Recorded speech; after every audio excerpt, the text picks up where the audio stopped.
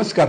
काही दिवसापूर्वी विरारला एक बिल्डिंगचा अपघात झाला. त्या ठिकाणी 17 निरपराध माणसांचा मृत्यू देखील झाला. त्यानंतर वसईच्या आमदार ह्यांनी आयुक्त महोदयांना एक पत्र लिहिलं आणि त्यामध्ये सांगितलं की वसई तालुक्यामध्ये ज्या काही अति धोकादायक बिल्डिंग आहेत ह्या पाडल्या पाहिजेत, परंतु त्या पाडताना त्या ठिकाणी राहणाऱ्या रहिवाशांना देखील त्यांचा हक्क अबाधित राहायला पाहिजे, म्हणून देखील त्यांनी आयुक्तांशी मीटिंग देखील केली आणि आयुक्तांना लेटर देखील दिलं. आयुक्तांनी ह्याबद्दल काय सांगितलं आणि ह्याबद्दल काय निर्णय घेत आहेत त्याबद्दल आज आपण आपल्या वसईच्या आमदार स्नेहा दुबे पंडित यांच्याशी बोलूया. मॅडम जी नमस्कार. नमस्कार दिलीपजी. मॅडम, C1चं आता जो काही आता वसई विरार शहर महानगरपालिका हद्दीमध्ये जे काही तुम्ही लेटर दिलेले आहे आणि महानगरपालिका देखील कारवाई करणार आहे असं बोलले जाते, तर त्या कारवाईबद्दल तुम्ही काय सांगाल? आत्ताच नुकतीच जी विरारला दुर्घटना घडली आणि त्या दुर्घटनेमध्ये 17 निष्पाप जीवांना आपला प्राण गमवावा लागला. ही खूपच दुःखद घटना आहे आणि ही अशी दुःखद घटना या पुढेही अशा होऊ शकतात. कारण की आता जर आपण बघितलं तर आपल्या वसई विरार महानगरपालिकेमध्ये 196 बिल्डिंग्स C1 कॅटेगरीमध्ये आहेत. मी या आधी सुद्धा हे पत्र माझ्याकडे आहे, 19/5/2025 पत्र आहे, मे महिन्यातलं पत्र आहे, जे मी देवेंद्रजी फडणवीस आणि महसूल मंत्री चंद्रशेखर बावनकुळेजी यांना लिहिलं होतं. या पत्रामध्ये असं लिहिलंय की आपल्या गेल्या 3 वर्षामध्ये C1 कॅटेगरी मधल्या 274 बिल्डिंगी महानगरपालिकेने पाडल्या आणि त्या 274 बिल्डिंग पैकी फक्त 2 बिल्डिंगच्या मालकांनी, जमीन मालकांनी नवीन बिल्डिंग उभारण्याकरता CC घेतली महानगरपालिकेकडनं. म्हणजे 272 इमारतींमधले रहिवासी, जवळपास 10,000 रहिवासी हे आज बेघर आहेत. हे त्यांच्या घरापासून आज वंचित आहेत. मग या लोकांच्या अधिकारांचं काय? त्यांचे हक्क अबाधित आहेत का? तर ते नाही आहेत. त्यामुळे ह्याची संपूर्ण चौकशी करावी, SIT कमिटी नेमावी आणि याची चौकशी करावी अशी मी मागणी केली. आणि त्याच मागणी पत्रामध्ये मी हाही मुद्दा सन्माननीय मुख्यमंत्री यांच्या लक्षात आणून दिला की जेव्हा आपण C1 ची बिल्डिंग पाडतो त्यावेळेला त्यांचे अधिकार अबाधित ठेवण्यासाठी त्या जमिनीच्या सातबाऱ्यावरती इतर हक्कामध्ये ह्या रहिवाशांची नोंद झाली पाहिजे भोगवतदार म्हणून. पण तो धोरणात्मक निर्णय आहे. त्यामुळे ते CM सरांना मी पत्र दिलं की अशा प्रकारचा धोरणात्मक निर्णय सरकारकडनं व्हावा आणि त्या रहिवाशांचे हक्क हे अबाधित राखले जावे. तसंच महानगरपालिकेला सुद्धा आता मी पत्र दिलेलं आहे, कारण की आता त्या दुर्घटनेनंतर आता C1 बिल्डिंग तर पाडाव्याच लागणार आहेत, कारण की शेवटी कशाच्याही वरती आपला जीव महत्वाचा आहे आणि जर आपल्याला जीव वाचवायचे असतील तर आपल्याला काही कठोर निर्णय घ्यावे लागतात. परंतु या 196 बिल्डिंग मधले जे हजारो रहिवासी आहेत त्यांचा हक्क अबाधित ठेवण्यासाठी आपल्याला काही निर्णय घ्यावे लागतील, काही धोरणं आपल्याला ठरवावी लागतील. तर त्याचप्रमाणे हा जो सातबाऱ्यावरती इतर हक्कामध्ये नोंदी घ्यायचा आहे तो आपण शासनाकडे प्रस्ताव दिलेला आहे. ते धोरणात्मक निर्णय तसे घेतील. पण तो निर्णय होईपर्यंत महानगरपालिकेने त्यांच्या नगर रचना विभागामध्ये सुद्धा नोंदी असतात. सर्वे नंबरवरती यांची इतर नोंद केली पाहिजे की या सर्वे नंबरवरती ही C1 कॅटेगरीची बिल्डिंग होती, ही पाडण्यात आलेली आहे आणि तिथे हे रहिवासी वास्तव्याला होते. जेणेकरून पुन्हा जेव्हा CC देण्याची वेळ येईल त्याच सर्वे नंबरवरती, तेव्हा या नोंदी त्यांना सापडतील आणि त्यांचे रहिवाशांचे हक्क हे अबाधित राखले जातील.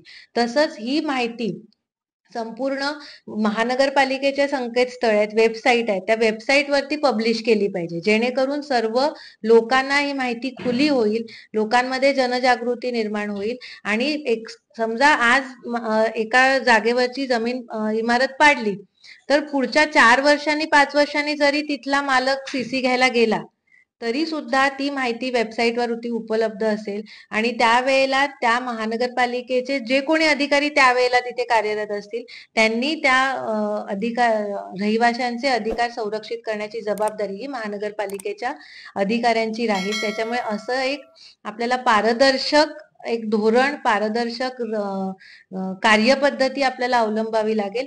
तरच या रहिवाशांचे हक्क हे अबाधित राखले जातील आणि त्यांचा हा मूलभूत अधिकार आहे. त्यापासून आपण त्यांना वंचित ठेवू शकत नाही. तर हे मी सगळं आयुक्त साहेबांना दिलेलं आहे पत्राद्वारे आणि मला त्यांचे आभार मानायचे आहेत आणि अभिनंदनही करायचे आहे, की त्यांनी लगेच सगळ्यांना त्या इमारतीधारकांना सगळ्यांना भोगवतदार प्रमाणपत्र देण्याचं त्यांनी घोषित केलेलं आहे. तसंच आता माझं हे पत्र गेल्यानंतर त्यांनी हे सुद्धा मान्य केलं, की ह्या चांगल्या सूचना आहेत. ह्या संकेतस्थळावरती ही माहिती आम्ही पब्लिश करू.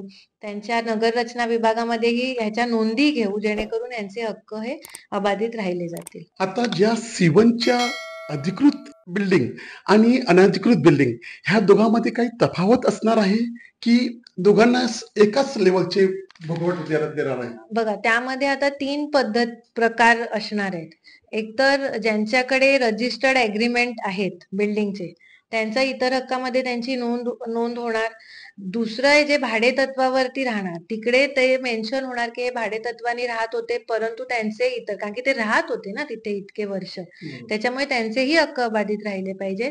तिसरी गोष्ट आहे की ज्यांच्याकडे काहीच एग्रीमेंट नाहीये, भाडे तत्वावर नाहीयेत किंवा जुन्या पागडी सिस्टम वाले पण आपल्याकडे बऱ्याच मोठ्या प्रमाणात आहेत, की त्यांच्याकडे फक्त त्या पागडीच्या भाड्याच्या फक्त पावत्या आहेत वर्षानुवर्षाच्या, तर त्या दाखवून सुद्धा ते भाडेकरूंच्या कॅटेगरीमध्ये ते येतील. ज्यांच्याकडे काहीच डॉक्युमेंट नाहीयेत त्यांना आयुक्त सरांनी असं सांगितलेलं आहे की ते जो अधिकारी असेल, तो जो रहिवाशी असेल त्याची सही, अधिकाऱ्याची सही आणि 2 इतर पंच, अशा प्रकारे पंचनामा केला जाईल त्यावेळेला, की हा रहिवासी बिल्डिंग पाडण्याच्या वेळेला इथे राहतो आहे, याचं इतक्या वर्षापासून इथे वास्तव्य आहे, असा पंचनामा केला जाईल आणि त्या पंचनाम्याच्या आधारे त्याचे इतर हक्कामध्ये आणि त्याची नगररचना विभागाच्या नोंदीमध्ये त्याची नोंद केली जाईल. तर अशा प्रकारे त्यांचे इतर हक्क, त्यांचे अधिकार आणि त्यांचा जो आहेत ते अबाधित ठेवले जातील. आपल्या वसई तालुक्यामध्ये अशा काही सोसायटी आहेत की त्या OC-CC सर्व त्यांचं क्लिअर आहे, परंतु आज देखील त्या बिल्डरांच्या नावाने किंवा जमीन मालकाच्या नावाने सातबारे आहेत. त्यांचं कसं काय होणार आहे? बघा, यामध्ये डीम कन्व्हेन्स होणं गरजेचं आहे आणि ज्यांना CC-OC मिळालेली आहे, ज्यांच्या सोसायटीज रजिस्टर झालेल्या आहेत ज्या बिल्डिंग्सच्या, तर त्यांना मी तुमच्या निमित्ताने मी आव्हान करू इच्छिते की ज्या अशा बिल्डिंग्सना C1च्या नोटिसेस आलेल्या आहेत, त्यांनी लवकरात लवकर डीम कन्व्हेन्ससाठी त्यांनी जावं आणि त्यासाठी त्यांना जे काही सहकार्य लागेल ते सहकार्य करायला आम्ही इथे तत्पर आहोत. त्यांना पूर्ण सहकार्य केलं जाईल आणि लवकरात लवकर अशा सोसायट्यांना डीम कन्व्हेन्स त्यांचा करून देऊन, म्हणजे त्या जागा त्यांच्या नावावर कशा होतील यासाठी आपण प्रयत्न करू आणि मला खात्री आहे की आपले जे कुलकर्णी साहेब आहेत ते खूप तत्पर आहेत आणि या C1 कॅटेगरीच्या बिल्डिंग्सना लवकरात लवकर डीम कन्व्हेन्स देण्यासाठी ते निश्चित सहकार्य करतील. आता आपण मॅडमचं सर्व ऐकल्यानंतर आपल्याला असं दिसतंय की मॅडमचं म्हणणं आहे की ह्या बिल्डिंग ज्या जुन्या झालेल्या आहेत, ज्या मोडकळीस आलेत, त्या तोडल्या पाहिजेत, परंतु त्या तोडताना तिकडच्या जे रहिवाशी आहेत त्यांचा हक्क देखील अबाधित राहायला पाहिजे. त्यांना भविष्यात नवीन जेव्हा कोणी डेव्हलपर येईल आणि त्या ठिकाणी एखादी इमारत किंवा एखादं प्लॅनिंगशीर काही बांधकाम करेल, त्यावेळेला त्यांना त्यांचा हक्क मिळाला पाहिजे. म्हणून मॅडमनी आज आयुक्तांशी मीटिंग केलेली आहे. वसई लाईव्ह न्यूजसाठी दिलीप डाबरेसह अब्दुल कलाम. नमस्कार.